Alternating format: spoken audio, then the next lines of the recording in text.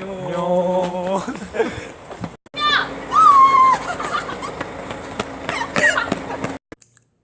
안녕.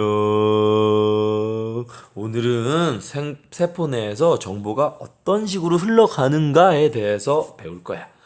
뭘 공부하냐? 바로 DNA, RNA, 코돈, 유전자, 전사, 번역, 요딴 것들을 배울 거라는 거지. 어려운 단어 같지만 별거 아니야. 차근차근 해보자. 먼저 단백질에 대해서 좀 더 알아보자. 단백질은 우리 몸을 구성하기도 하고 효소의 성분이 되기도 하지. 그래서 결국 우리 몸의 물질 대사를 조절하는 데 큰 역할을 해요. 단백질은 아미노산으로 구성돼 있지. 아미노산들이 결합해서 단백질이 된다 그랬잖아. 폴리 펩타이드 결합을 통해서 아미노산의 개수와 배열에 따라서 다양한 형태와 기능을 가진 단백질이 만들어지는데 그 경우의 수는 무한대에 가까워. 무한대. 경우의 수를 따져보면 가능한 단백질의 종류가 말이야.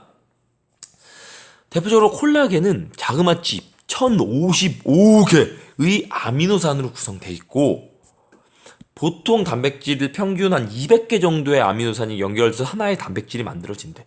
근데 아미노산의 종류가 20종류잖아.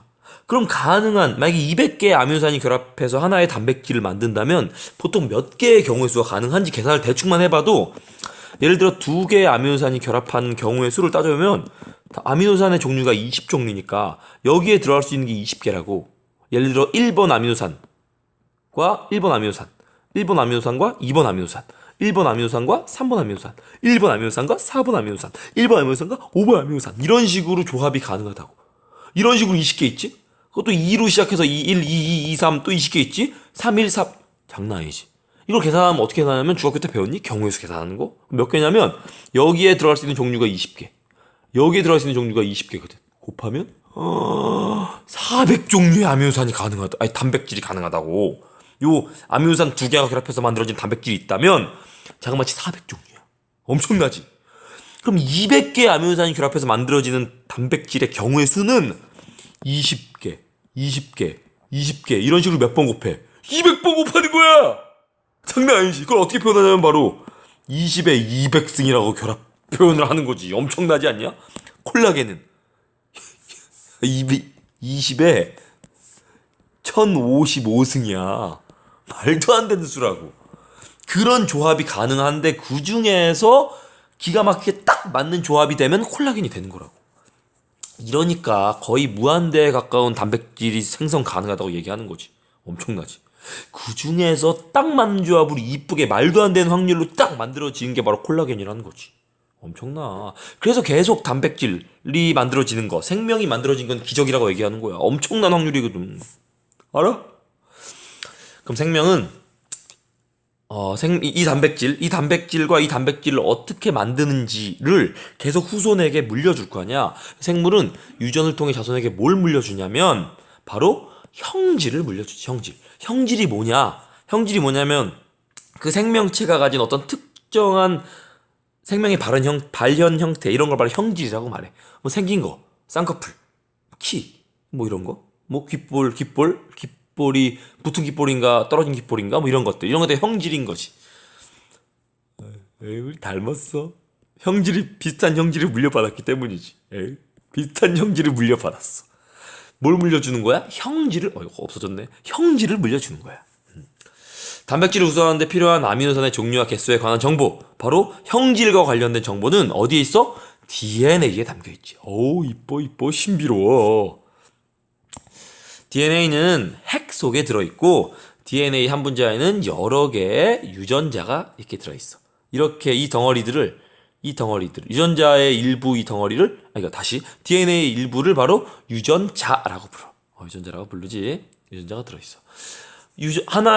유전자는 하나의 특정한 단백질과 RNA를 합성하는 데 꼭 필요한 정보를 다 담겨있어. 그 정보가 어떤 식으로 담겨있는지는 곧 배울 거야. 유전자는 DNA의 특정한 위치에 구성되어 있고 보통 3000개의 염기로 구성되어 있대. 이 염기가 보통 3000개라는 거지. 하나의 유전자는. 그러니까 여기에 보통 3000개의 염기가 포함되어 있다는 거야.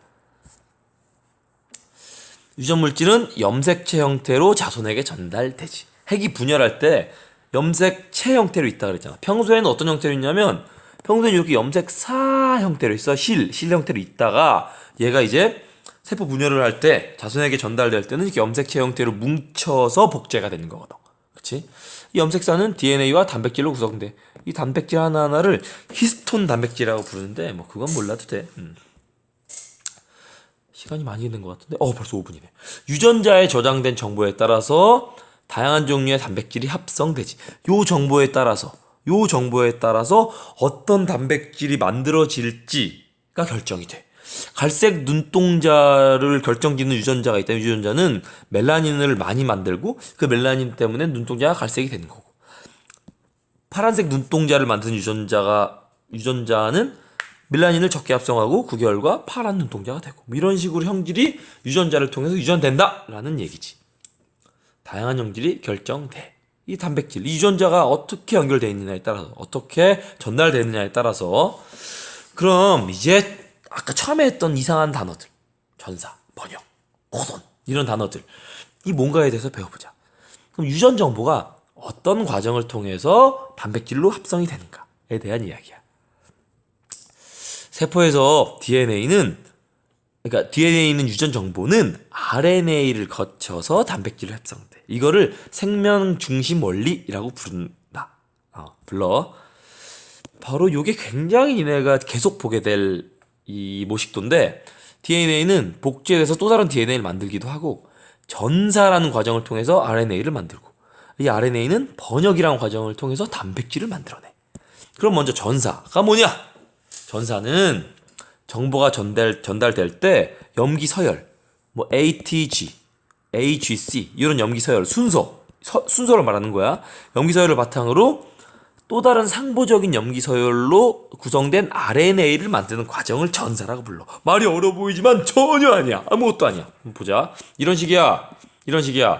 DNA의 위쪽 DNA를 봐. 우리가 지금 이 DNA가 이중 나선이잖아. 이 중에서 위쪽 DNA를 전사할 거야. 전사가 바로 뭐냐면 얘를 RNA로 바꾸어서 찍어내는데, 그때 상보적 염기로 찍어내는 거지. DNA는 상보적 결합을 하는 거잖아. 그래서 C부터 하자. C의 상보적 결합은 G. RNA를 바뀔 때 DNA를 RNA로 찍어낼 때 이렇게 상보적 염기로 찍어내는 거지. G로. A의 상보적 염기는 T잖아. DNA 상에선. 근데 RNA로 찍어낼 때 RNA에는 T가 없다 그랬잖아. T 대신 유라실이 있다 그랬지. 그래서 A를 찍어낼 때 T로 안 찍어내고 U로 찍어낸다는 거지. 이렇게 U로 찍어내. 어려운 얘기 아니야. 상보적 염기로 찍어내는 과정. 요 과정을 바로 전사라고 부른다고. 전사라고 불러. 핵에서 전사된 RNA는 세포질로 나와서 이제 어디서? 리보솜에서 단백질 합성해. 처음에 배운 거잖아. 아미노산들이 들어가. 다 있지. 뉴클레오타이드들이 들어가. 어디를 통해서? 핵에 있는 구멍, 핵공을 통해서 들어가. 그런 다음 전사 과정을 통해서 RNA로 바뀌어. 그 RNA가 다시 핵공을 통해서 밖으로 나와서 리보솜에 들어가면서 리보솜에서 이제 단백질 합성이 일어나는 거지. 어렵지 않지? 어렵지 않아? DNA는 굉장히 중요한 생명의 설계도야. 핵 밖으로 나오면 안 돼. 핵 밖으로 나왔다가 잘못되면 큰일 나. 내 자손이 갑자기 눈이 하나밖에 없을 수도 있다고. 콧구멍이 3개일 수도 있고. 큰일 나잖아. DNA 오류가 생기면. DNA는 절대 흐트러지지 않도록 핵 안에만 있어. 근데 우리는 DNA에 있는 설계도가 필요하단 말이야. 단백질을 찍어내려면. 그래서 뉴클레오타이드들이 들어가서 RNA로 전사가 돼서 이 설계도의 일부만 가지고 나오는 거야. 이 RNA가 바로 설계도의 일부지. 가지고 나와서 핵공으로 나와서 여기서 이제 리보솜에서 단백질을 콩콩콩콩콩 찍어낸다는 거지. 벌써 9분이야. 그렇다는 거지. 됐지? 이 전사 과정을 통해서 RNA가 만들어진 건 알겠어. 그럼 번역은 뭐냐? 번역은 바로 단백질을 찍어내는 과정이야. 바로 아미노산으로 바꿔서 이 아미노산을 연결시켜서 단백질을 찍어내는 과정이지. 뭘 찍어내? 바로 RNA의 코돈을 아미노산으로 바꾸는 과정이지. 코돈이 뭐냐?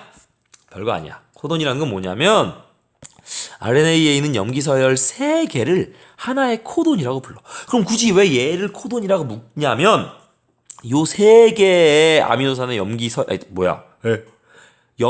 3개의 염기서열이 하나의 아미노산을 지정하거든. 지정한다는 게 뭐냐면 약속이야. UCC라는 UGG라는 요 염기 서열, 요 배치는 요 아미노산을 찍어내자라는 게 생명의 약속이라고. 이걸 우리는 요 코돈, 요 염기 서열이 요 아미노산을 지정한다라고 표현해. 좀 낯선 표현이긴 한데 어려운 얘기는 아니야. 그냥 이게 약속이다라는 거지. 그래서 코돈은, 근데 재밌는 건 코돈은 세균에서부터 복잡한 동물에 이르기까지 다 똑같아. 공통으로 사용해. 즉, 예를 들면 이런 거야. 생명, 우리의 이 DNA 상에서, RNA 상에서 GCA로 이루어진 코돈은 알라닌이라는 아미노산을 찍어내자라고 약속돼 있어. 우리 몸의 DNA에서. 이 알라닌은 아미노산 기억나? 어떻게 생겼어? 아미노산 이렇게 귀엽게 생겼지? 아우 귀여워. 아우 귀여워. 아우 귀여워. 이렇게 생겼잖아. 여기에 R이 있다 그랬지. 요 R 자리에 요 CH3가 들어간 애를 바로 알라닌이라고 부르거든. 그래서 우리 몸에 있는 DNA는 GCA라는 염기서열 코돈이면 요거를 찍어내자라고 약속돼 있어. 근데 이건 우리만 약속이 아니라 개, 소, 말, 닭, 심지어 아메바 같은 단세포 생물에서도 약속이 똑같아. 소름 돋는 일이야. 모든 생명에서 단백질을 번역하는 약속이 똑같다고. 암호가 똑같아. 그래서 사람의 유전자를 세균이나 다른 DNA에 집어넣으면 우리랑 똑같은 단백질이 찍어내진다는 거지. 그래서 당뇨병 치료에 쓰이는 인슐린을 어떻게 만드냐면 사람 세포에 있는 인슐린 유전자를 이렇게 플라스미드라는 거에 끼워 넣어서 얘를 다시 이 대장균에 집어 넣잖아? 그럼 대장균이 증식을 미친 듯이 할 때 요거에 의해서 우리가 원하는 인슐린을 같이 복제해낸다는 거지. 그러면서 대량의 인슐린이 얻어진다는 거야. 엄청난 기술이야 이거. 되게 소름 돋는 일이고. 왜 소름 돋냐면 약속이 같다는 거야. 다시 말해서 생명을 만들어내는 설계도가 똑같다고. 이런 애나 우리나. 어쩌면 모든 생물은 단 하나의 단세포에서 시작된 게 아닐까? 라고 해석할 수 있다는 거지. 모든 시작은 하나의 단세포라는 거야. 엄청난 일이야. 그만해야겠다. 뒤에 할 얘기 더 있는데 오늘은 여기까지. 유전 정보는 RNA를 거쳐서 단백질로 합성된다라는 게 오늘 한 얘기지. 안녕. 더 해야 할 얘기가 더 있는데. 안녕.